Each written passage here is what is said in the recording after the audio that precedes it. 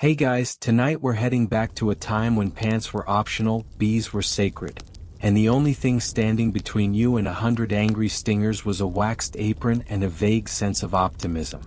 You're stepping into the quiet hum of a medieval village, somewhere in the 13th century, as the sun begins to melt into the horizon. The fields around you are golden with late summer, and the air smells faintly of hay, smoke, and something sweet, like honey that's just barely starting to crystallize. You're barefoot because shoes are expensive, and the dirt road is warm from the day's sun. Ahead of you, past a lopsided stone wall and a sleepy goat chewing on a fence post, sits a small apiary, a fenced area where bees live and honey is made. The hives aren't boxes, not yet.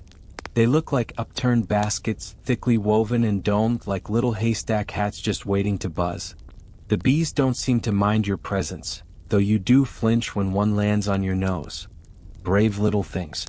This is where the beekeeper lives. Not in the apiary itself, though frankly the apiary looks nicer than some peasant cottages. No, the beekeeper has a thatched roof home just beyond the fence. You can already see a curl of smoke rising from the chimney, likely preparing the tools of the trade, especially the most important one, the smudge pot. It's a simple bowl with coals and dried herbs inside, used to lull the bees into a gentle, sleepy haze.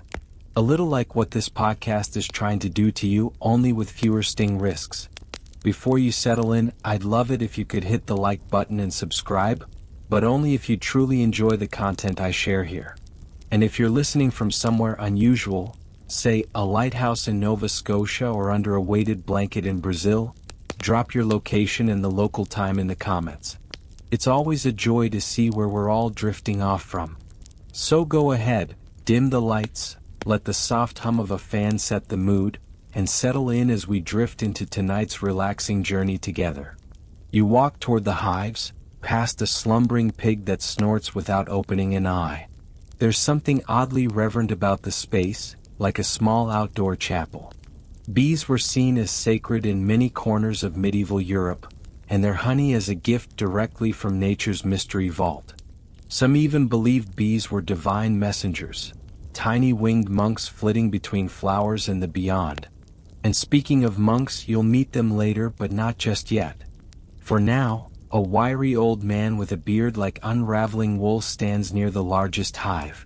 He doesn't speak at first, he just gestures for you to follow. You obey, stepping over a narrow ditch and into the apiary. The humming intensifies. It's not loud, but it's constant, like a droning lullaby from 1,000 tiny throats. The beekeeper's outfit is, let's say, incomplete. You expected a hood, maybe some gloves, and surely some pants. Instead, he wears a heavy linen apron that reaches down just past the knees. Beneath it, nothing but hairy calves and a pair of sandals. It's not exactly the bee-proof ensemble you had in mind. You glance around, hoping this is a one-off. It is not. A young assistant arrives shortly after, carrying a woven basket and a long-handled tool that looks like a butter knife, and a fireplace poker had a lanky baby. She too is pantsless, apron only, though hers has several bee-shaped stitches along the hem. A fashion choice or a warning? Unclear. They don't seem embarrassed. In fact, they look quite proud. The beekeeper notices your lingering glance and chuckles. They sting more when you wear trousers, he says in a voice that sounds like gravel soaked in honey. Fabric traps the scent. Skin breathes. You nod like that makes sense. Does it? You're not sure. But you go with it. As you watch them tend to the hive, it becomes obvious that this isn't just work. It's a kind of ritual. The smoke is puffed gently, not aggressively. Every movement is slow and calm, like Tai Chi for people in mortal danger of sudden bee swarms. There's a rhythm to it, a trance. Even the bees seem to dance rather than fly. You breathe in the herbal smoke. It smells like thyme and dried apple skins. Suddenly, a bee lands on your arm. You freeze. The beekeeper glances at you and nods reassuringly. Don't swat, he says. They don't sting unless you insult them. Good to know. He's not joking, by the way. Bees were often seen as moral creatures in the Middle Ages. People believed bees could sense anger, dishonesty, or even impure thoughts. If you got stung, it might be your fault. Maybe you gossiped too much. Maybe you didn't tithe. One fact we do know for certain: monasteries often kept bees not just for honey but for wax, essential for candles during long, dreary sermons. Honey was medicine too.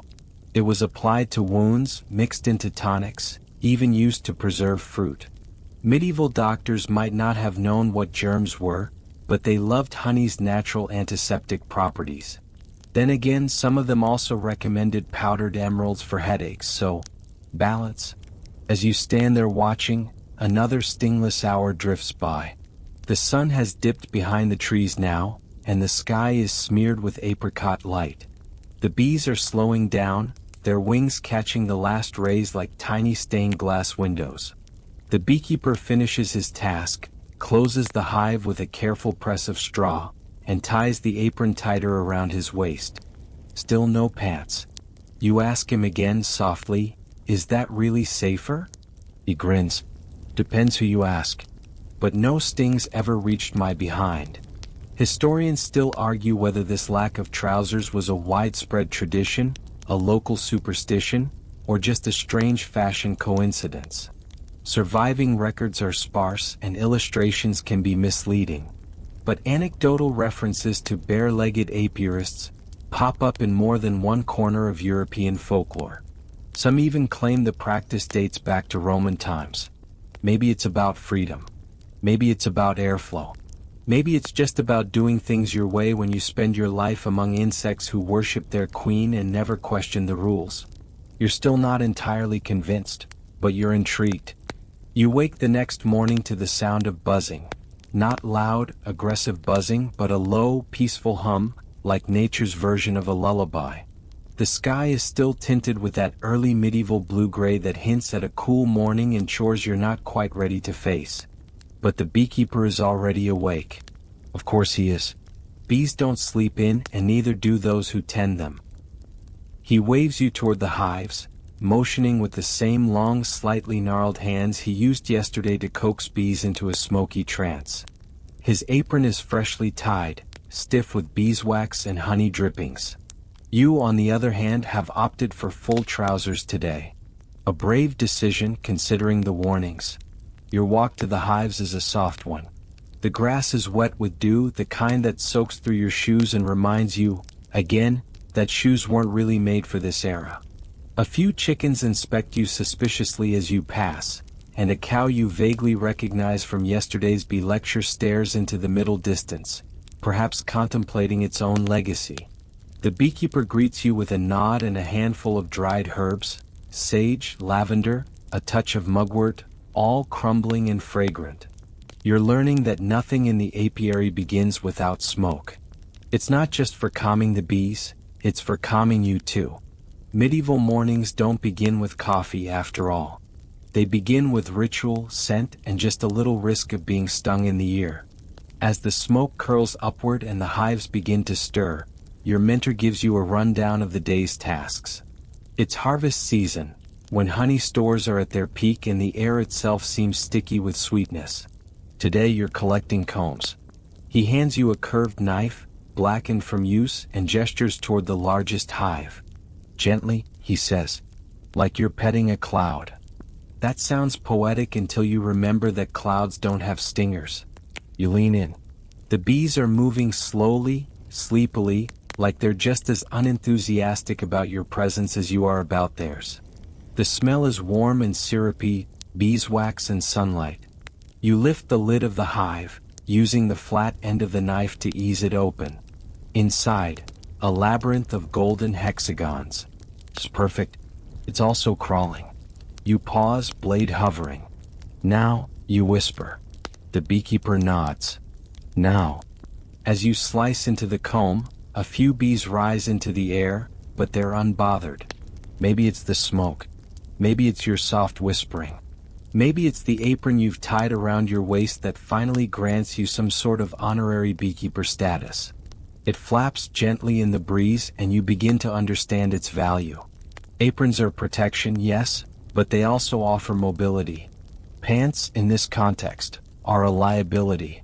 The beekeeper notices your wandering thoughts. "You're still wondering about the no trousers thing?" he says, not unkindly. You nod. He chuckles. "You'll see by noon. Pants catch things. Bees get stuck. Cloth folds. Legs swell. Skin heals faster." It's not exactly a scholarly footnote, but it is persuasive. He speaks from years of being stung in places one should not be stung. You glance down at your trousers and suddenly feel over-insulated. There's a subtle breeze rising, one that tickles the back of your knees in a very specific way. You imagine briefly the freedom of an apron-only lifestyle. The ventilation. The audacity. Historians still debate how widespread this pantless practice really was. Some claim it was limited to certain regions. Rural parts of Wales, perhaps, or isolated Saxon villages where old customs lingered like the smell of beeswax in a monk's cell. Others suggest it was simply practical, a folk tradition born of experience rather than fashion. Illustrations from the period are rare, and when they do appear, the artists conveniently leave out anything that might have offended a monk's delicate sensibilities. Still, there's circumstantial evidence. Scattered mentions in farming handbooks, whispered anecdotes in monastic journals, and one bizarre 12th century poem from a beekeeper's daughter who wrote lovingly about father's honey legs and apron sway. Whether it's metaphor or biography, we may never know. You return to work, now moving with a bit more grace. The combs you collect are soft and warm, the honey inside still half liquid and glowing like tiny stained glass windows. You place them into a basket lined with moss, nature's cushioning system. A fringe belief surfaces as you work. Some medieval villagers thought bees could sense modesty, or the lack thereof. That a fully clothed beekeeper might confuse the bees, while someone closer to God's original design would be recognized as friend, not foe. You raise an eyebrow at that, which the beekeeper notices. He shrugs. Bees don't judge. People do. You pause to let that sink in. By late morning the sun is high, and you've begun to sweat beneath your apron. Your pants cling in unfortunate places. The bees have become more alert, more irritable. One lands on your waistband and doesn't leave. Another investigates your knee. You start to see the problem. The beekeeper watches with mild amusement. "Next time," he says, "you'll know better." It's not a threat. It's just the voice of experience. You finish your collection and sit beneath a tree, sipping warm water and nibbling dried apples from a cloth pouch. The bees ignore you now. You're not a threat. You smell like them. You move like them. You may be becoming one of them. And yes, you are considering ditching the trousers. You don't go fully pantsless on day 3. Not yet. But you do roll them up high above the knee, in a half-hearted act of rebellion against common sense. It's early still, the kind of early where the sun hasn't yet figured out what color it wants to be, and the ground is whispering with mist. The beekeeper is already at the hives, of course, and today he's humming. You recognize the tune. It's a church hymn, or at least something that vaguely resembles one. In medieval times, it wasn't unusual for beekeepers to sing to their bees. Some thought the bees responded better to music. Others believed it was simply polite, the way you'd greet a neighbor. There's even an old practice known as telling the bees, where important family news, births, deaths, marriages, would be whispered to the hives so the colony wouldn't feel left out. A neglected bee might desert you after all, and no one wanted to deal with a colony in mourning. You're handed a small clay pot filled with warm beeswax.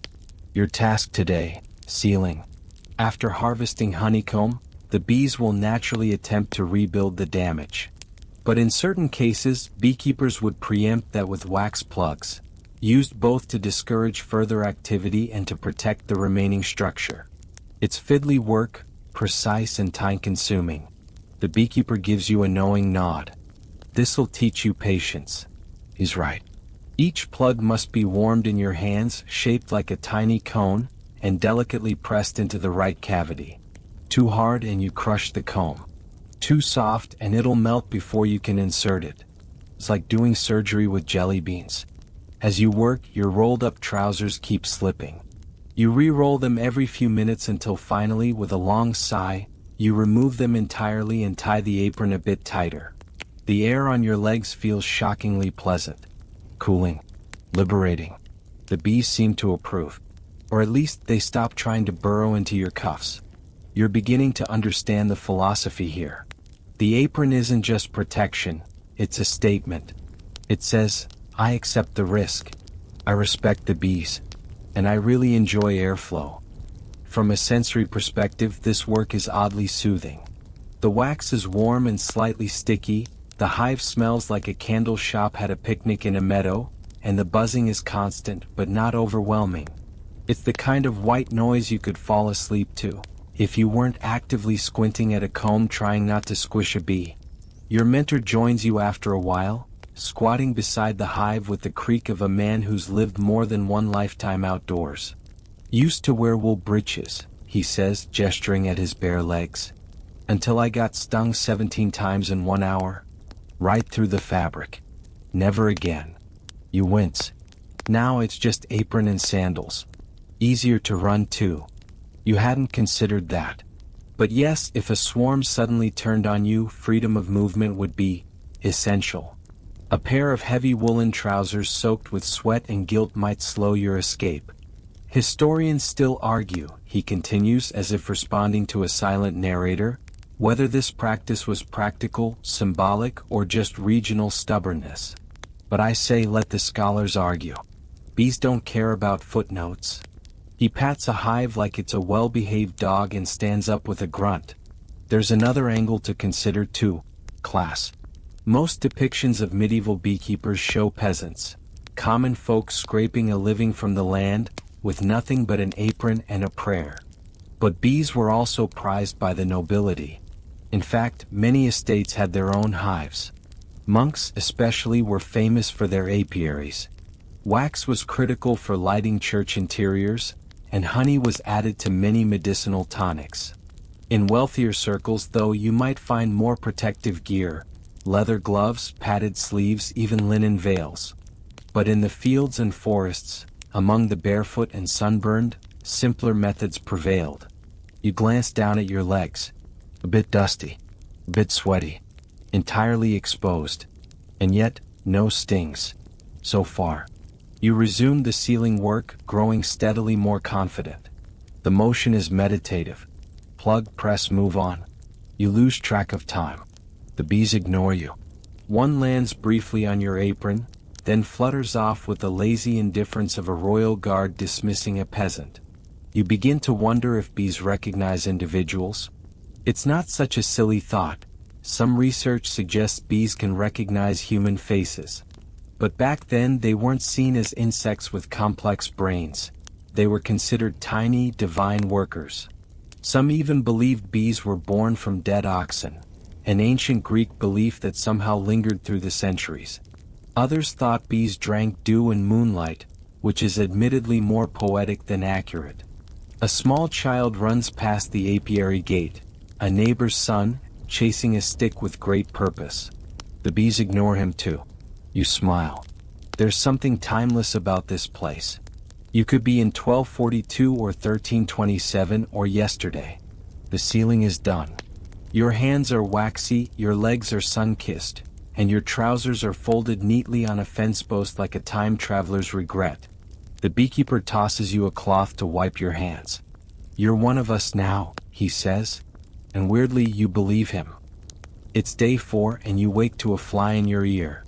Not metaphorically, a real one. You sweat it away groggily, only to realize it wasn't a fly at all. It was a bee. A sleepy, harmless one, perhaps using you as a warm landing pad. You're no longer alarmed. That ship sailed sometime yesterday, right around when you willingly disrobed in the name of airflow and beekeeper solidarity. You dress quickly, well, dress in the loose medieval sense. Apron, tunic, sandals. The trousers remain folded in shame at the foot of your straw mattress. You step outside, stretching into the crisp morning. Somewhere nearby, a rooster delivers a half-hearted crow, as if even he isn't convinced the sun is worth the trouble. The beekeeper greets you with a bucket and a raised eyebrow. "You'll be helping with meat prep today," he says. "It's a sticky job." You're excited. Mead, sweet, golden, lightly fermented, has always held a mythical status in your mind. Medieval Gatorade, the drink of feasts, poets, and very bored monks. You follow him down a narrow path toward the fermentation hut, where the scent of yeast and honey hangs thick in the air, like someone spilled dessert all over a brewery. Inside, several clay vessels stand in various states of readiness. Some sealed, others open and frothing, their surfaces writhing slightly from the bubbling process. Bees hover lazily near the openings. No one seems to mind. You're handed a paddle and directed to stir one of the newer batches. The liquid resists at first, dense, syrupy, but gradually gives in to your rhythm. The smell is intoxicating. Sweet but earthy. Like wet bread dipped in caramel and stored in an herb garden. You inhale deeply and immediately regret it when a rogue bubble pops into your nostril. While you stir, the beekeeper explains. Honey was sacred, you know. Not just tasty, but divine. Egyptians embalmed people with it. The Greeks offered it to the gods. And we, he gestures broadly to the bubbling vats, we just try not to mess it up too badly. You nod sagely, like someone who's definitely not responsible for one of the paddles splashing mead onto their shins. Historians still argue whether medieval mead was strong or weak, he continues. Some say it was closer to modern beer. Others think it was thin, barely fermented. Depends on the batch. Depends on the bees. You peer into the vat. It's like looking into a sticky golden whirlpool. There's a certain magic to it. A living thing that fizzes and steams and transforms under your care. You're beginning to understand why monks kept such detailed brewing logs, little daily diaries about temperature, honey blends, and questionable results. There's even a local legend that floats into your mind, one the beekeeper mentioned over dinner last night. A traveling friar who drank 3 pints of strong mead and claimed he could hear the bees reciting scripture. Whether divine revelation or aggressive intoxication, the story ends with him preaching to a stump for 6 hours before collapsing into a pile of nettles. You finish stirring and help ladle the mixture into smaller jugs. The bees remain uninterested, which surprises you. Maybe it's the yeast smell. Maybe they know this batch is spoken for. You ask the beekeeper if the bees mind having their honey turned into alcohol. He shrugs. They've never complained. As the jugs are sealed with wax, the atmosphere turns contemplative. There's something almost ceremonial about this part. A preservation of sunshine, flowers, and effort, all distilled into a drink that can last through winter. Mead wasn't just festive, it was functional. Safer than water in many cases, and often laced with herbs for extra medicinal value. Rosemary for memory. Thyme for courage. Hops for calming the soul. You ask about drunkenness. The beekeeper laughs.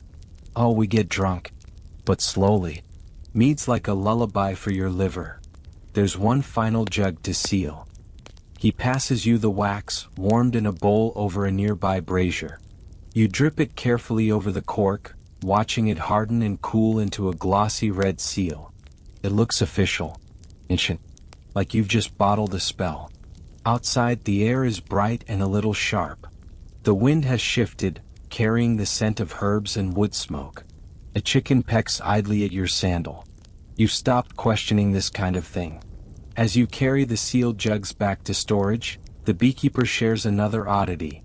In some places, people believe that the type of flower a bee visited would influence the mead's emotional effect. Heather honey for joy. Clover for fertility. Dandelion for dreams. Of course, no science backs this up, but medieval science often walked hand in hand with storytelling, and sometimes the story is what gets you through a long winter. Back at the hut, the jugs are placed in cool, dark nooks, ancient shelves carved into stone walls. The shadows are soft here, filled with the murmurs of bees nesting nearby. You run your hand along the jug tops and feel like you've contributed something real, tangible, sticky. The beekeeper clasps your shoulder. Not bad for someone who wore trousers on day one. You smile, sheepish but proud. And somewhere, faintly as if on cue, a single bee drifts past your knee and disappears into the wild thyme growing outside the door. By the 5th day, your hands are permanently scented with beeswax. Your apron has developed a character of its own, complete with suspicious smudges and an unidentified seed pod stitched into the hem, and you're starting to dream in buzzing. Not just hearing it, feeling it like a gentle vibration behind your ribs. It's oddly peaceful, as though your subconscious has tuned into some ancient high frequency. Or maybe it's just the mead residue.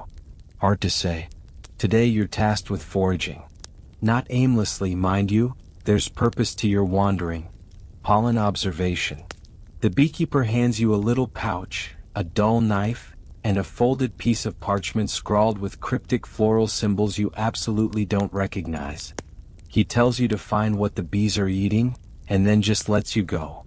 So you set off, pantless and proud, into the patchwork wilderness beyond the apiary. The morning sun is warm on your back, and the air carries a faint herbal sweetness. Rosemary?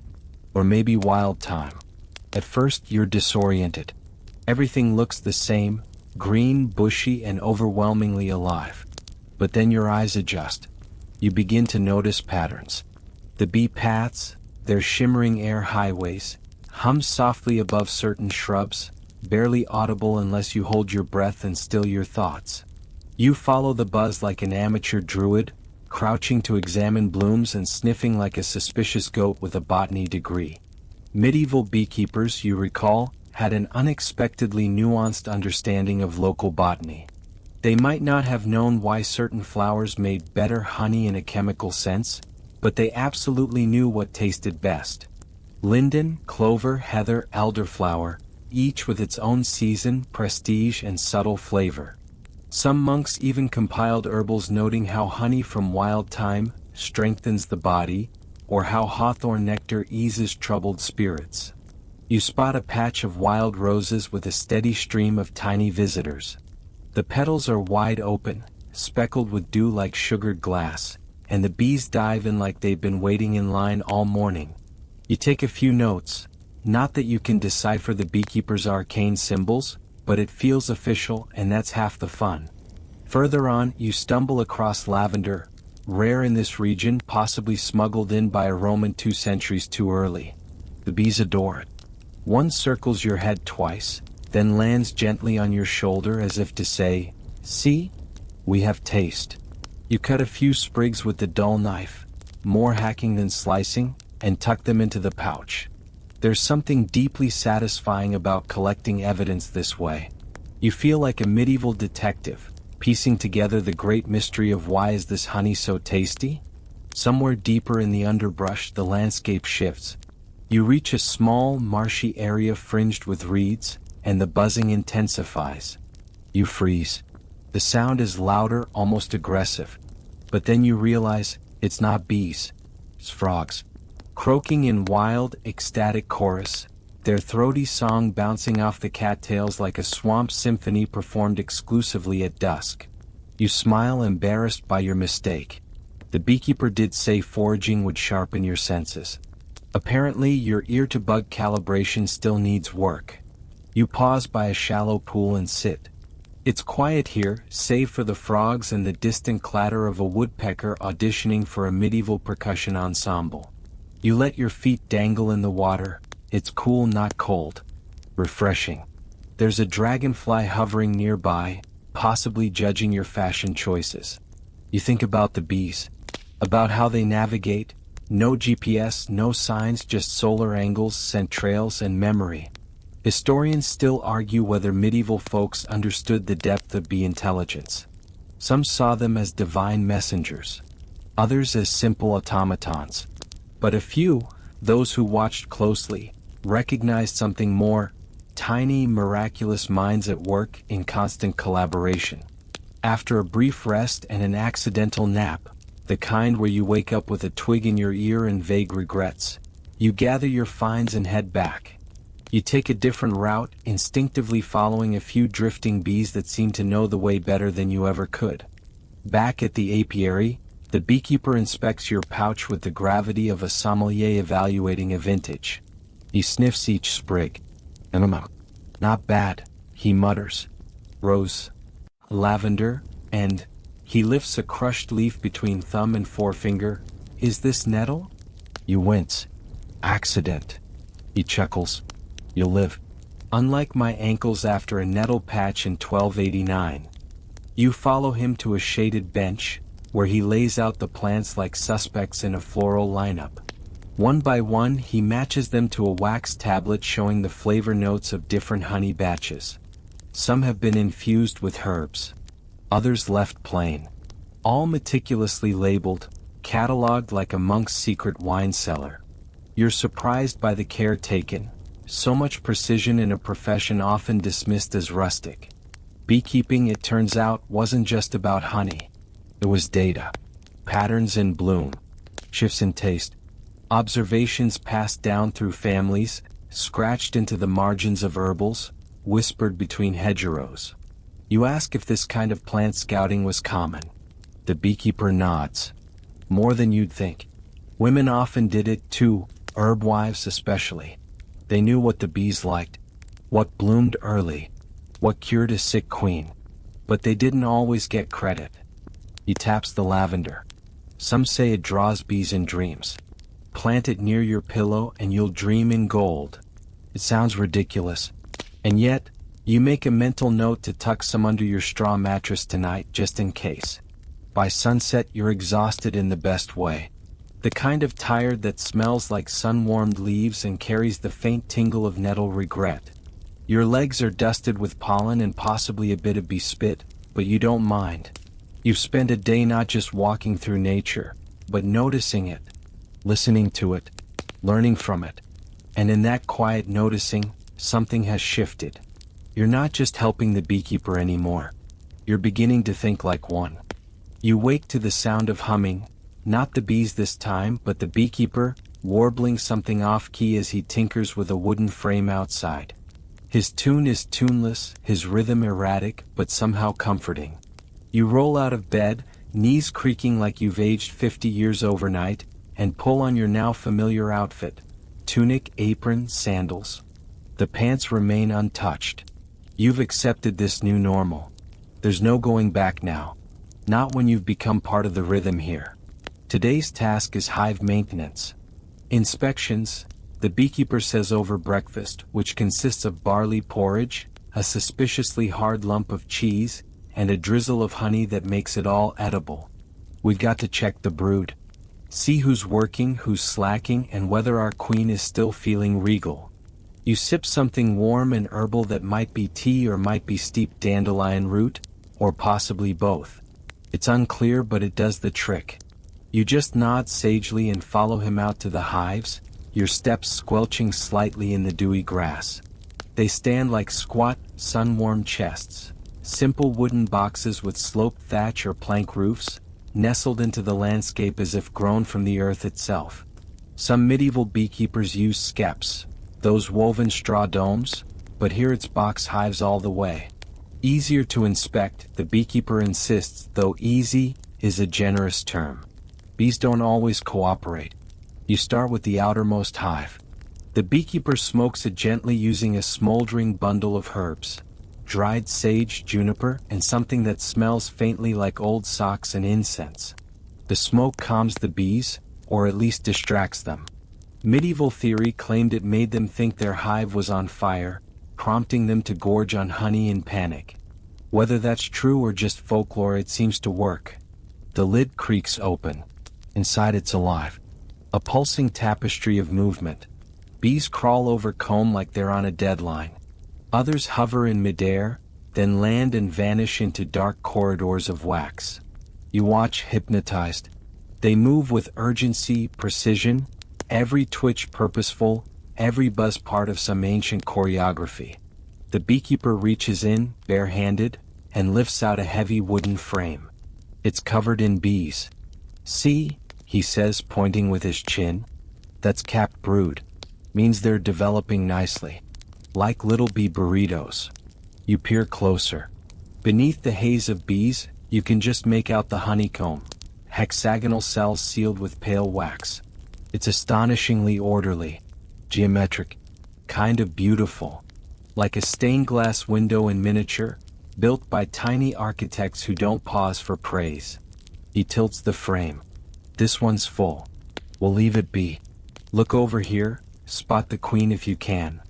You squint, scanning the chaos. It's nearly impossible, until suddenly it's not. There she is.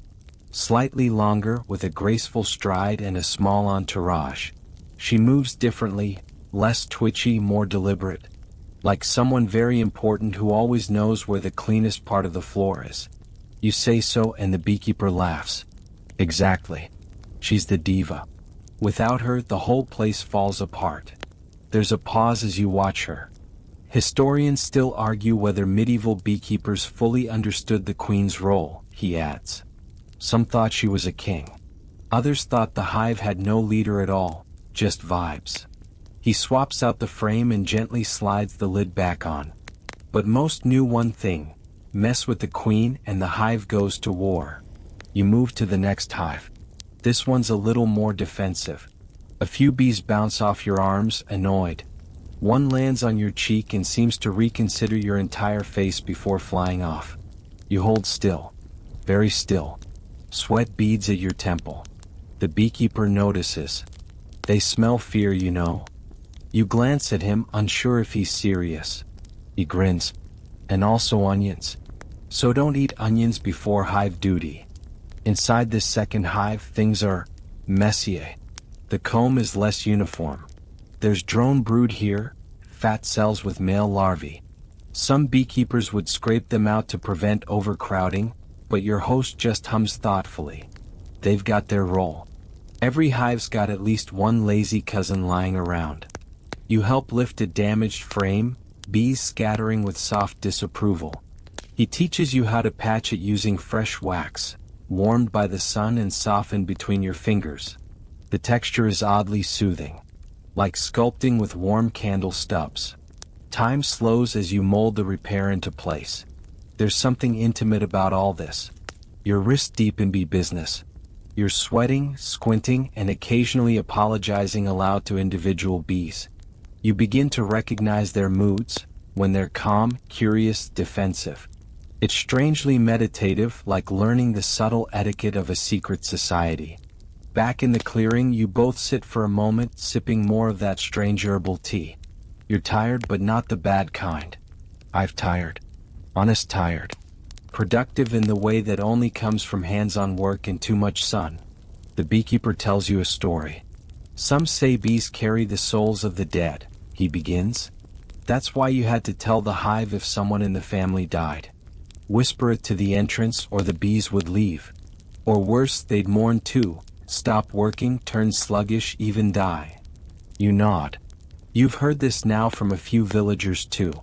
A tradition that crosses borders, generations, and faiths. Telling the bees. Makes sense in a way. These creatures are more than insects, they're woven into life itself. Food, medicine, candles, drink. They touch everything. And so people treated them with reverence. Not pets. Not tools. Something stranger. Somewhere between livestock and clergy. Familiar but sacred. The beekeeper stands, stretches, and gestures toward the last hive. One more to go. Then you've officially survived bee boot camp. You smile. Your hands are sticky. Your arms are marked with tiny pollen smudges. Your knees ache like old oak joints. But you wouldn't trade it for anything. By the end of the day, you've peeked into a world that hums quietly beneath ours. One built on order, sweetness, and just enough sting to keep you humble. And as the sun dips behind the trees, spilling gold across the clearing, you swear the hives glow a little. Not literally, probably. But something about them feels warm from within. As if they remember everything. This morning your task begins before sunrise. The beekeeper wakes you by tossing a linen sack at your face and whispering, "Dress warmly. We're heading to the meadery." You groan, half suffocated by the sack, and fumble for your sandals. Your legs are starting to get used to the pantless existence. At this point it feels less strange and more like rebellion. A bold lifestyle choice. A medieval fashion statement no one asked for but one you're committed to now. The meadery lies on the edge of the village, tucked beside a lazy stream and shaded by alder trees with roots that clutch the earth like old fingers. It smells like yeast, smoke and old secrets. Possibly regret. A good sign apparently. As you walk, the beekeeper explains that medieval beekeepers often doubled as mead makers, or at least had a cousin who did. Honey was valuable, but fermented honey? That was culture, ceremony, and occasionally currency. A form of liquid memory traded from hand to hand. The mead master greets you both with a nod and a cup of something that tastes like honey, apples, and bad decisions. You sip it, wincing slightly. It's stronger than you expected and warmer than it should be. Your lips tingle. He leads you inside a low, thatched building where clay vessels line the walls, each sealed with beeswax and marked in chalk. The air is alive with fizz and faint sweetness. It tickles your nose. You sneeze once, loudly. A lone bee napping near the door startles and flies off in a huff. Mead, it turns out, is both science and sorcery. You learn that medieval mead recipes varied wildly, from region to region, and from one eccentric brewer to the next. Some boiled the honey, others swore by it raw. Some added cinnamon, cloves, rosemary, or rose petals. A few even whispered prayers into the vat before sealing it shut. The mead master shows you a bubbling golden brew. This one's been sitting for 3 moons, he says. Tastes like pears, regrets, and a good marriage. You're not entirely sure what that means, but you nod respectfully as if you've tasted all 3. You help with straining a fresh batch. It's sticky, fragrant work involving linen cloths, steady hands, gravity, and the kind of scooping technique you last used while chasing frogs near the well. It's surprisingly rhythmic, almost meditative, like churning memory into liquid. Did you know, the beekeeper muses while wringing out a cloth, that some folks believed mead could summon visions? That it was sacred, a drink for rituals to bring people closer to the divine. You glance at the cloudy liquid you're filtering. It doesn't look divine. But then again, neither did your breakfast. Historians still debate whether mead was truly central to daily medieval life or reserved for feast days, he continues. Some say it flowed freely among peasants. Others claim it was monastic gold, something brewed behind abbey walls and poured only on holy days. The mead master chimes in, "Well, in this village it's Tuesday." You laugh, wiping honey from your arms and face. The warmth in your chest might be from the drink or from the quiet absurdity of it all. Either way, it settles there, soft and lingering. Later, you're shown the storeroom, a cool earthen cellar dug deep into the hillside, lined with shelves carved from old timber. It's quiet here, hushed like a chapel. Dust motes drift lazily in the half-light. You run your hand along sealed vessels, each stamped with a crude symbol, an oak leaf, a sun, a bee, a crescent moon. You ask what they mean. Maker's marks, the beekeeper explains. Every family had one. Helps you remember which bottle made you sing in Latin, and which one made you think the moon had a face. You handle a jug carefully. It's heavier than it looks and slightly warm to the touch. You're told this one has juniper and elderflower. You're not sure if that's meant to calm your nerves or completely rearrange them. As you help carry a few bottles back to the apiary, the beekeeper tells you that mead was often given as a wedding gift, hence the term honeymoon. A moon's worth of honey drink to inspire love, fertility, and let's be honest, keep everyone mildly drunk and mostly agreeable. There's pride in his voice. Not just in the drink, but in what it represents. The bees, the flowers, the slow work of hands, the transformation of sweetness into story. Everything connected, everything intentional. You return to the apiary just as the hives begin their morning shuffle. The bees hum awake. The air vibrates with soft, golden industry and you swear you can feel it in your bones. You sit on the stump outside your sleeping hut, holding a small clay cup of warm mead. The scent of beeswax, herbs, and yeast clings to your skin like a second layer. Your fingers are sticky again. You don't mind. A bee lands near your cup. You watch it, half drunk on the rhythm of the day. It stares back, wings twitching. For a moment, you feel like you understand each other. Want a sip? You whisper, half joking. It doesn't move, just waits. You tilt the cup ever so slightly. The bee leans in as if inspecting the aroma. Then it buzzes away, off to begin its shift, no doubt with stories to tell. You wonder if it knows what you've done for the hive. If it senses your presence. If, in some tiny flickering way, you've become part of their collective memory. That night, the beekeeper hands you a sealed jug of mead. For when this is all over, he says, or when you forget why you came. You thank him. Your heart full. Your limbs heavy. You tuck the jug beneath your straw bed like a secret treasure. It's not just a drink. It's proof. Proof that you were here. That you learned. That you wore an apron without pants, and lived to tell the tale. You awaken to a smell you've come to recognize instantly. Smoked herbs, warmed wax, and wet grass. Rain has passed in the night, leaving the earth soft and the air sweet with petrichor. The beekeeper is already up, rearranging some freshly carved wooden slats on the work table. Today he tells you you're building a new hive. You're honored, confused, slightly worried. Just follow my lead, he says, handing you a rudimentary saw that looks like it retired from finer carpentry and chose a quiet life of splintering pine and protesting every stroke. The wood is cut from nearby trees, nothing fancy but sturdy. A mix of alder, ash, and some rogue planks from a broken fence, possibly donated without permission and definitely without ceremony. You begin measuring under his guidance, learning the geometry of the hive, equal parts necessity and folklore. The measurements aren't exact. It's not a cathedral, he shrugs. It's a home. For bees. As you saw in Sand, he shares stories. One in particular catches your attention. In some parts of medieval Europe, people believed the shape of the hive could influence the temperament of the bees. Rounded skeps were thought to produce more docile colonies, while square hives were for the tougher bees, the blue-collar buzzers with a sting and a union.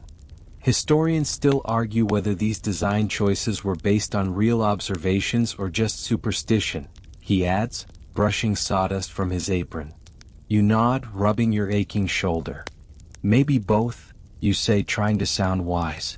You're given beeswax to line the new hive, a golden lump that softens with warmth and smells like childhood candles and harvest festivals. As you melt it between your palms and smear it into the corners, you realize the process is less about utility and more about ritual. You're not just sealing a box. You're preparing a sacred space. Always line the hive with care, the beekeeper says, his voice low now. They notice. Later he presents you with something wrapped in linen. You unfold it to reveal a delicate little figurine, carved from bone about the size of your thumb. It's a bee, wings slightly raised, face comically grumpy. Talisman, he explains. To bless the hive. Found it near the old Roman road. Probably older than this village. You cradle it like a relic and carefully place the bee carving inside the new hive, just beneath the slanted roof. A charm. A prayer. A wink to whoever's listening. After lunch, honey bread, again with a cup of something labeled only "don't drink too fast." You set out to find a new site for the hive. Choosing the right location is part science, part superstition, and part pure gut instinct. You follow the beekeeper through meadows and hedgerows, stopping every few paces so he can mutter things like "too damp," "bad ley lines," or "that birch is looking at me funny." Eventually, you reach a gentle hill overlooking a patch of wildflowers. The soil is dry but rich, the shade dappled, the wind soft. Here, he declares, this place hums right. You set down the hive with care. Your fingers tremble slightly, not from effort but from reverence. It's strange to feel this invested in something you built with borrowed tools and half-remembered geometry. But here you are, beaming like a proud parent sending their child into the world. As you finish patting the earth around the base, he lights a bundle of sage and circles the hive, murmuring something in Latin. or perhaps really bad French. The smoke curls upward, mingling with the breeze. The bees haven't arrived yet, but the place already feels occupied. Expectant. He smiles. Now we wait. That evening, the two of you sit under a lopsided trellis outside the apiary. The beekeeper strums a stringed instrument that's mostly wood and wishful thinking. The tune is off-key but oddly moving, like a lullaby remembered from a dream. You talk about bees, of course, but also about storms. About kings who outlawed ale on holy days. About how villagers used to believe that bees could sense dishonesty, and that a liar would always get stung. Nature's justice delivered in stripes and wings. There's an old superstition he mentions in passing. If a bride meets a swarm on her wedding day, it's a sign of great fortune. Unless the bees fly north, in which case it means arguments about turnip soup for the rest of her life. You both laugh, the sound trailing into the dusk. Then a silence settles, thick and gentle. The beekeeper points toward the horizon, where the last blush of daylight clings to the treetops. You'll leave one day, he says. Maybe not soon, but eventually. You nod. Will the bees miss me? He tilts his head. They'll remember. Not the way people do, but in their rhythm, their work, their little rituals. If you listen well, they'll carry a piece of you. You think about the new hive, your first real contribution, your mark in this place. You think about the talisman, the smell of melted wax, the way the meadow looked in that quiet morning light, the way your hands shook slightly when you finished. You think maybe you've started to belong. And then a bee lands gently on your wrist, rests for a moment, and lifts off again, just long enough to say, yes, you're one of us now. Your hands still smell faintly of beeswax when the beekeeper taps you on the shoulder the next morning. Put on your apron, he says. It's time you learn the bee song. You blink. The what? He just winks and points toward the forest path. You follow, the early sun slicing through the trees in soft beams. The air is thick with dew, and the earth gives slightly underfoot, like stepping across a half-formed thought. Feels like walking through a dream, or the prelude to being sacrificed by druids. You're not entirely sure which, but you press on anyway. After a short walk, you arrive at a clearing where a cluster of wild hives clings to the gnarled limbs of an ancient oak. The tree is massive, its bark twisted and furrowed like it's been whispering secrets for centuries. The air hums. Not just from bees, but from something deeper. Vibrations you can feel in your teeth, in your chest, in the soles of your feet. The beekeeper sits cross-legged on a mossy stone, gesturing for you to do the same. And then, without preamble, he hums. A low, steady tone, like the rumble of distant thunder beneath a woolen blanket. You stare at him, waiting for the punchline. There isn't one. He just keeps humming, eyes closed, breathing in time with the wind in the wings. After a moment, you join in, hesitantly, then more surely. Your note falters at first, but soon it begins to settle into the ambient drone. The sound isn't pretty, but it resonates oddly well with the buzzing around you. As you sit in that strange chorus of human and insect, you begin to feel included. The bee song, he whispers when you both stop, isn't a real song. Not in the way we think. It's a practice, a tuning, a way of slipping into their frequency. Some say it calms them. Others say it's nonsense. You nod slowly. Historians still argue whether early beekeepers actually used sound to influence hive behavior or if it's all folklore layered with wishful thinking. He smiles. Doesn't matter. Bees don't read history books. Afterward, you help tend to one of the wild hives. These are older, more unpredictable colonies, less domesticated, more mythic. The honey here is darker, heavier on the tongue, with a muskier aroma. It tastes like bark and berries and something bitter you can't quite name, like the forest itself brooded in secret and only begrudgingly allowed humans a taste. You're stung once. A quick, sharp kiss on the inside of your wrist.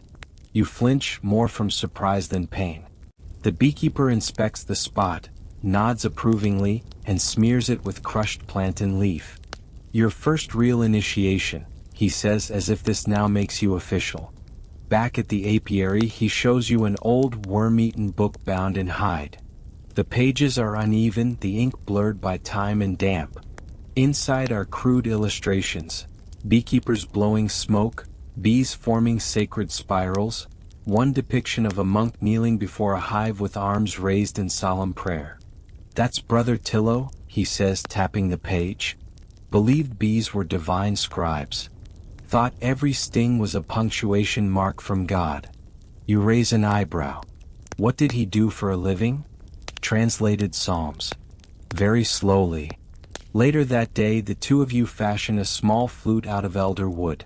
Not for music in the traditional sense, but for bee calming. You hollow it with hot wire, shape it with care, sanding the edges smooth. When finished, it emits a breathy, reedy tone. Not quite a melody, but enough to make the bees pause mid-flight and consider your presence instead of launching headfirst into your nose. Of course, the beekeeper adds, some say bees prefer silence. Others swear by chanting, drumbeats, or gently clinking bells. There's no rule. But lots of opinions, you say. "Welcome to beekeeping," he replies, grinning. That evening you return to the clearing alone. You bring the flute. You sit, cross-legged again, under the wild hives. The sun is slanting low, setting the canopy aglow. You hum a little. You breathe. You listen to the soundscape around you. Wings, wind, leaves, your own heartbeat slowing to match theirs. And then you begin to play, not a song really, just a few tentative notes. Whispers of wind coaxed through wood. The kind of music that barely registers as sound, more intention than performance. A few bees hover near, spiraling lazily. They don't seem alarmed. Just curious, like they've heard this tune before in some other life. You stop playing. Let the silence settle. Let the forest exhale.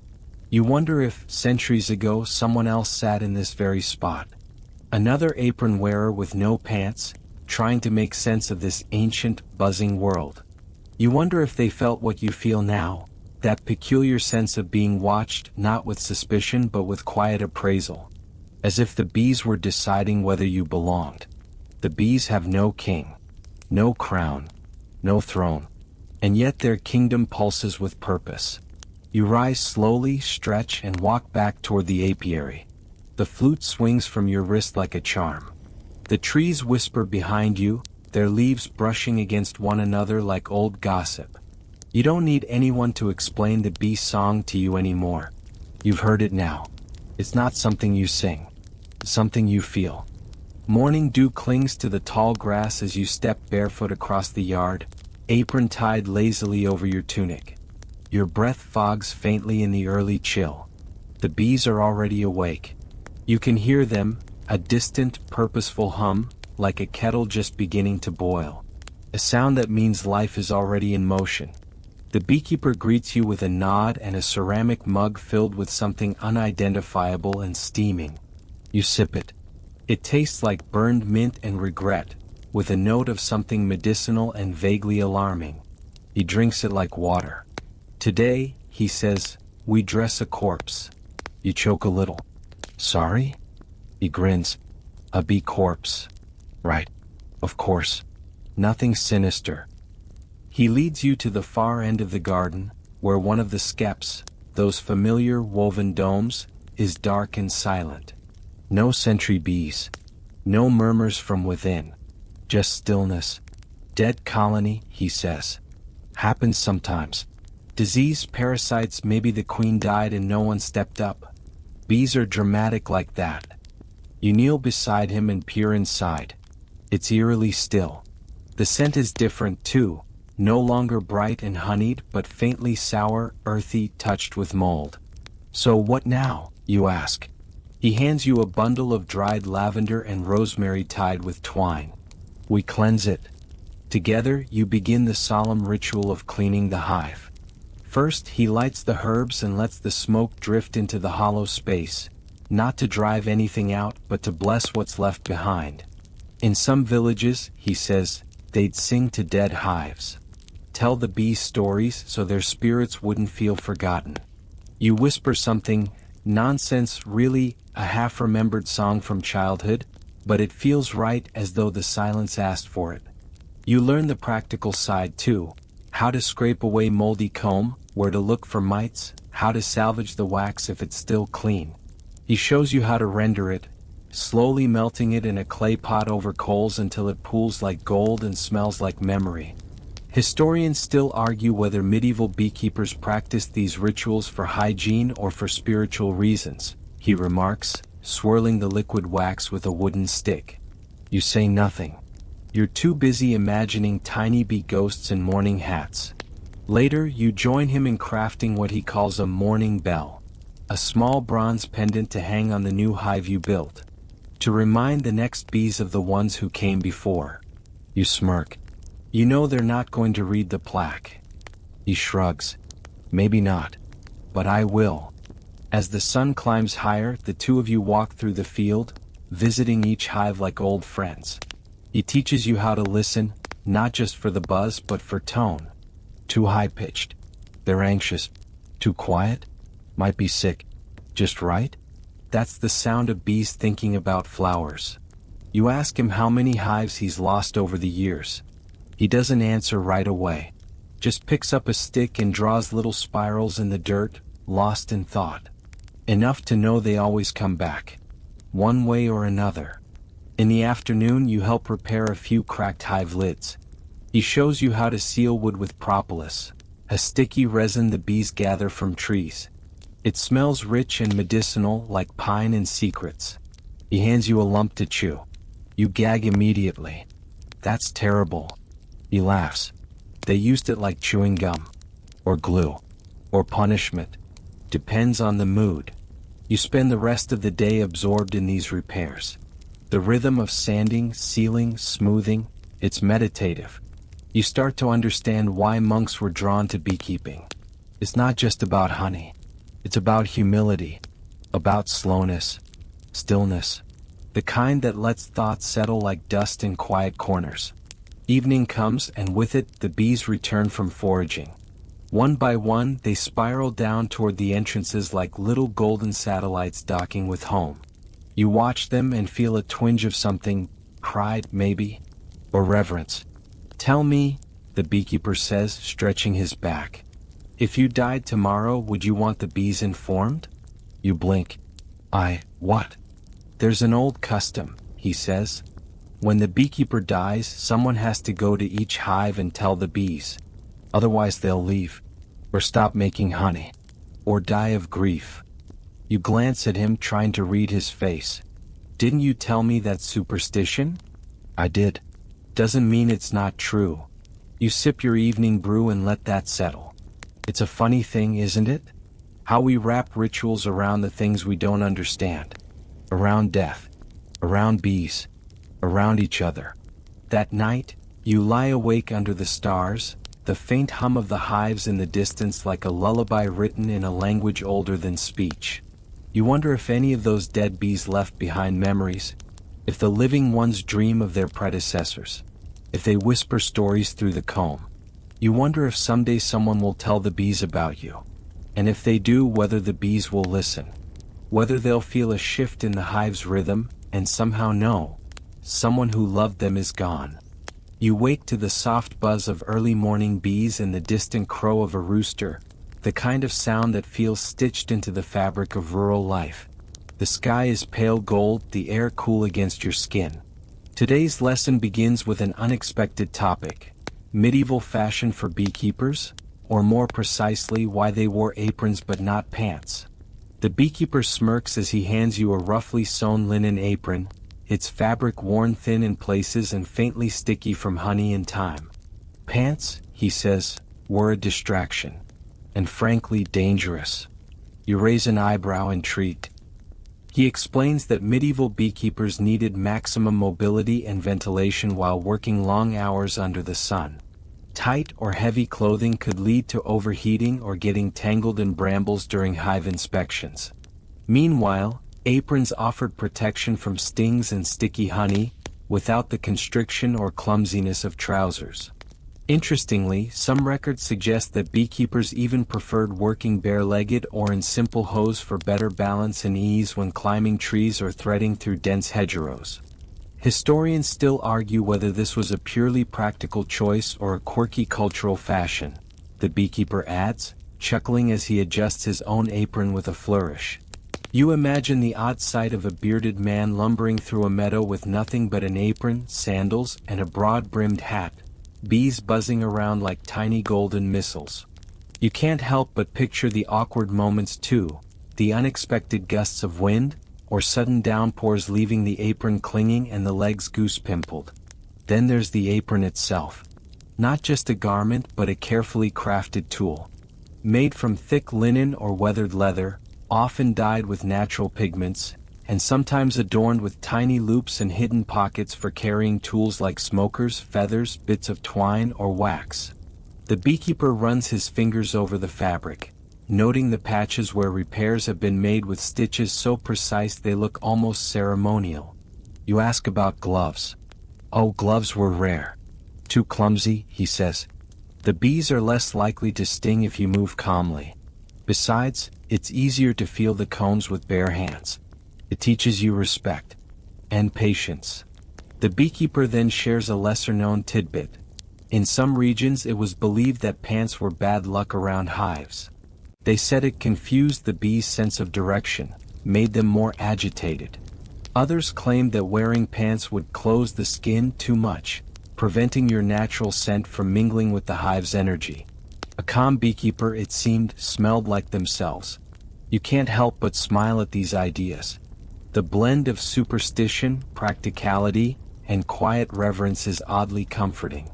It reminds you that people have always sought harmony with nature, even if it meant losing their trousers in the process. Later, as you help him tend a hive, you notice how the apron becomes part of the rhythm. Sticky with honey drips, dusted with pollen, and flecked with flakes of beeswax. It carries the day's story. A comforting weight. A badge of belonging. As the sun begins to set, staining the sky in honey tones, the beekeeper claps you on the back. If you ever want to fit in around here, he says, just lose the pants. Trust me. You laugh, shaking your head.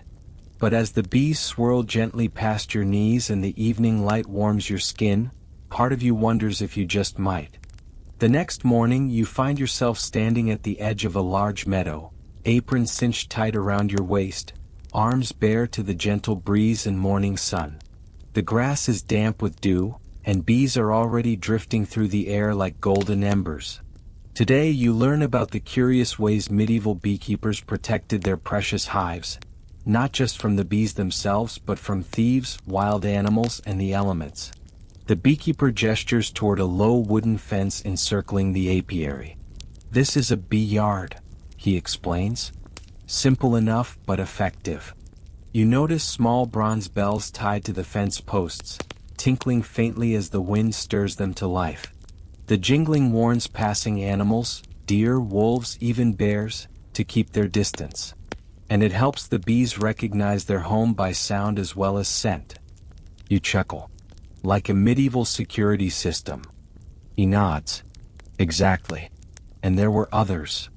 You learn that some beekeepers built their hives on stilts or stone platforms to protect against dampness, rodents, and curious foxes.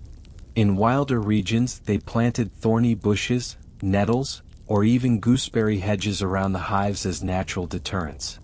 One particularly strange method involved smearing hive entrances with crushed garlic, valerian, or a foul-smelling herbal paste, an early form of bee-friendly bear repellent. The beekeeper opens a small carved box filled with bits of amber, dried flowers, smooth stones, and beeswax medallions. In some places, he says, they'd leave charms or tokens at the yard's edge. Offerings for protection. Appeasing old gods. Or old fears. You ask about thieves. Honey was gold back then. He nods, face serious. Indeed. A hive was wealth. Some villages had written laws against theft, harsh fines, sometimes public shaming. Other places had less official justice. There are stories of beekeepers setting traps, or crafting decoy hives filled with vinegar and soot to punish the greedy. You raise an eyebrow. Spite honey? He shrugs. Necessity breeds creativity. As the sun rises higher, you help reinforce the fencing, securing posts and tightening twine. You scatter wildflower seeds, lavender, thyme, borage, near the perimeter, watching as butterflies and hoverflies already begin to explore. The air fills with the sweet, mingled perfume of pollen and sun-warmed leaves. Did you know, the beekeeper says, voice quieter now, that some believed bees carried the souls of the dead? That's why the hives were guarded like shrines, tended with reverence, whispered to like ancestors. You nod. Historians still debate whether those beliefs shaped hive-keeping, or if we've just romanticized it all later. He smiles. Maybe both. As the day fades and shadows grow long, you sit in the tall grass, bees murmuring around you like secrets, the bell chimes soft as breath. A breeze ruffles the wildflowers. The world feels held, suspended between practicality and poetry. You think about all the layers of protection, wood, wire, ritual, love, that encircle these tiny lives. And the apron on your body feels different now. Less like a garment, more like a banner. A quiet symbol of trust between you and the hive. A vow whispered not in words but in wax and work. The air feels thick with honey and wildflowers as you move among the hives, your apron pockets weighed down with simple tools. A hive tool, a bundle of dried herbs for smoke, and a small brush made of goose feathers. The warmth of the day clings to your skin, and the bees hum around you like living embroidery, stitching the meadow together with sound. Today's lesson takes a surprising turn into the world of medieval bee medicines and the curious remedies crafted from the hive's bounty. The beekeeper gestures toward a low wooden chest tucked under the apiary's awning. Inside are small clay jars, corked vials, and a collection of leather-bound recipe books, their pages yellowed, edges curling like old leaves. Honey wasn't just food, he says. It was medicine. And not just any medicine, something sacred. Something remembered. You nod, recalling stories of honey's natural antiseptic properties. Like how it was used for wounds? Exactly, he replies. But there's more. He pulls out a tiny glass vial filled with thick amber liquid. This is mead, yes, but in medieval times it wasn't only for drinking. It was medicine when infused with the right herbs. Willow bark for fever. Marigold for inflammation. Yarrow for courage. You dip a finger into a small jar filled with honey infused with thyme and lavender. The taste is floral and earthy, sweet with a sharp herbal edge. It coats your throat like silk and you can feel its warmth settle into your chest. The beekeeper places another jar in your hand. Salve for burns and cracked skin. Beeswax gives it body. Honey draws out infection. The rest is in the hands of the herbs. He grins as he offers a lump of propolis. Bee glue. Antimicrobial. Antifungal. And good for teeth, they said. You chew it hesitantly, bitter, resinous, oddly bracing. Like pine tar with a secret. He leans against a post. Some even used venom. Purposeful stings. They believed it drew out illness. Rheumatism, gout, pain for healing. You raise an eyebrow. Like medieval acupuncture? He chuckles. More like medieval tough love. Later, you sit cross-legged on a sun-warmed stone, mixing a small batch of salve in a carved wooden bowl, honey, softened beeswax, and crushed comfrey. The scent is deep and soothing.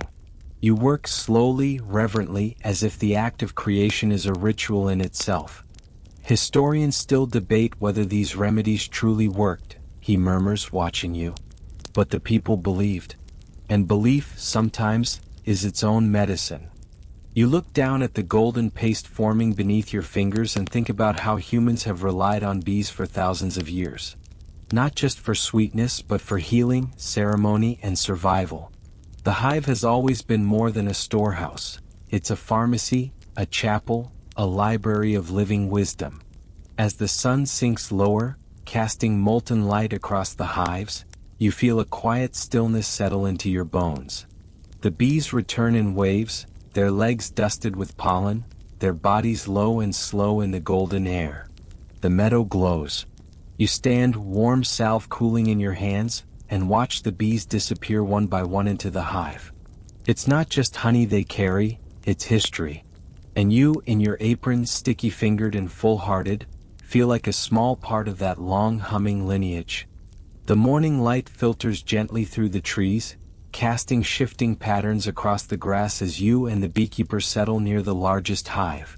Your apron pockets are heavy with tools, smoker, hive knife, feather brush, while the air around you hums thick with the scent of warm honey and wild herbs. Somewhere nearby, a bee buzzes lazily past your ear, unbothered. You're beginning to learn the rhythm of their world. Today, your conversation drifts toward the hidden order within the hive, the bee's mysterious hierarchy, and how, for centuries, it shaped the way people thought about their own place in society. You've probably heard about the queen bee. The beekeeper begins, squinting toward the hive entrance. But the medieval world had some very different takes on what a queen really meant. You lean in, curious. In those days, the queen wasn't just a leader, she was almost mythic. Some believed she never aged. Others claimed she was chosen by divine will, not by nature. Beekeepers, especially in monastic communities, treated her presence as sacred. Her hive was a reflection of heaven's order. You picture a hooded monk bending over a skep, murmuring prayers, perhaps believing the queen bee to be an emissary of the divine. A creature that held her kingdom together not by force, but by presence alone. The beekeeper chuckles and shares a lesser-known tidbit. Funny thing is, for a long time they thought the queen was a king. It took centuries to realize she was female. Even then, it confused the narrative. They didn't know what to make of a powerful female figure. He points to the hive's entrance, where a few bees return with legs heavy with pollen. Worker bees are all female. They do everything: feed the young, build comb, guard the hive, clean the dead. The queen lays the eggs, sure, but the workers are the backbone. You observe their movement, that strange, wordless ballet. Bees pass each other with subtle signals, antennae touching, wings shimmering. No raised voices, no apparent conflict, just the quiet hum of duty. It's mesmerizing. It's a society without rest, he adds, and without ego. You inspect the hive's interior. The bees barely notice your presence. Their trust feels hard-won but real. Later you talk about the drones, the males, larger and lazier, hovering around the edge of the action. Their job is to mate with the queen, the beekeeper explains. And then they die. No stingers, no work. Just one moment of purpose. You raise an eyebrow. Sounds poetic. Or tragic. Depends who's telling the story, he says, grinning. Medieval monks saw them as warnings against idleness. But maybe they were just misunderstood. You laugh softly, thinking of all the ways humans try to impose meaning on bees, turning them into saints or sinners, soldiers or scholars. Historians still argue whether these ideas came from observation or projection, the beekeeper muses. But maybe it doesn't matter. The stories say just as much about us. As the afternoon sun warms your shoulders, you sit quietly watching the hive pulse with life. A miniature kingdom with no throne, no gold, no armies, just instinct and order. You glance down at your apron, stained with wax and pollen, and feel something quiet settle in your chest. A sense of connection, of continuity. You're not just tending bees. You're tending a story that began long before you, and will continue long after, buzzing softly, golden and eternal, in fields full of light. By now, your apron is stiff with dried wax and honey smudges, and you've long given up worrying about stings. You walk slower today, more in sync with the bee's rhythm. A rhythm shaped by sun and scent, by bloom and breeze, and by the quiet rituals that seem to hum just beneath the surface of daily life. This final stretch of your beekeeper journey leads you not to another hive or meadow, but to something quieter, something older. The role of bees in death, ritual, and remembrance. The beekeeper leads you to a shaded grove at the edge of the village. The light here is filtered through swaying branches, dappled and soft. Beneath a crooked apple tree stands a single hive, wrapped in black cloth, like a mourner cloaked in silence. "Someone passed yesterday," he says gently. "We had to tell the bees." You blink. "Tell them?" He nods. "It's an old tradition. When someone dies, especially a beekeeper or someone close to them, you go to the hives and whisper the news. If you don't, they might leave. Or worse, stop making honey. The practice is called telling the bees.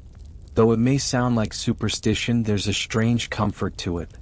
You watch as the beekeeper removes his cap, bows his head slightly, and whispers a name you don't quite catch. The bees continue their gentle circling, unbothered, or perhaps simply listening in their own mysterious way. Historians still argue whether this custom came from pagan roots or early Christian ritual, he says, but for many it was simply respect. A way of acknowledging the bees as part of the family. You learn that in some parts of medieval Europe, hives were draped in mourning cloth during funerals. Honey from a widowed hive might be set aside for sacred use, poured into ceremonial cups, dabbed onto lips, or offered to the dying. Some believed bees could carry messages to the afterlife. Others believed they already knew. Then the beekeeper shares a fringe detail. Certain monastic orders trained their brothers not only to tend hives, but to chant while working. Soft hymns, whispered psalms. They believed it sanctified the honey. That the harmony of Gregorian chant and wing beat could blend into something divine. You sit for a while in the grove, listening. The filtered light shifts across your lap.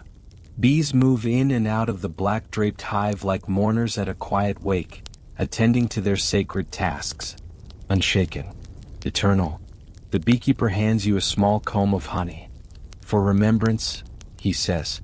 You break off a piece and let it melt on your tongue. It tastes deeper somehow, richer, darker. Tinged with smoke and memory. Like the last note of a hymn. You find yourself thinking of all the people across the centuries who have watched bees in awe, who whispered to them, feared their silence, waited for their honey. People who wore aprons without pants, who chewed bitter propolis and chanted into skeps, believing it mattered. You brush a bit of wax from your apron and stand, the grove still and humming. The bees are still here. And so are you. As the final golden rays of sun melt into twilight, the world of the bees begins to slow. Their wings soften into silence. The wildflower meadows dim to shadowed mauves and indigos. The scent of honey fades into the hush of evening. You lean against the fence of the apiary, apron loosened, a little sticky, a little sun-warmed, worn in all the right places. The wood beneath your fingers is smooth from years of use, from hands like yours, quiet, curious, reverent. Around you the hives hum like sleepy lullabies. Not the busy buzz of noon, but the slow, steady thrum of a world exhaling. It's a softer sound, almost matching your own heartbeat. Somewhere in the distance, a nightjar calls, brief, plaintive, and then falls quiet. A breeze stirs the tall grass and the tiny bells tied to the fence posts. Their delicate chime carries through the dusk, like wind brushing the edge of an old song. You think of the queen bee hidden deep in her chamber, protected by her court. Of the workers now resting, their tiny bodies warmed by the hive's breath. You think of the monks who sang to bees and the widows who wept into hive boxes wrapped in mourning cloth. You think of yourself, bare-legged, sun-kissed, wearing an apron that smells faintly of lavender, wood smoke, and summer. In this fading light, it all feels just right. So close your eyes now. Let the hum of the hive lull you deeper. Let the warmth of the honey settle in your chest. Let the scent of clover and wax and old wood carry you into sleep. No need to move. No need to speak.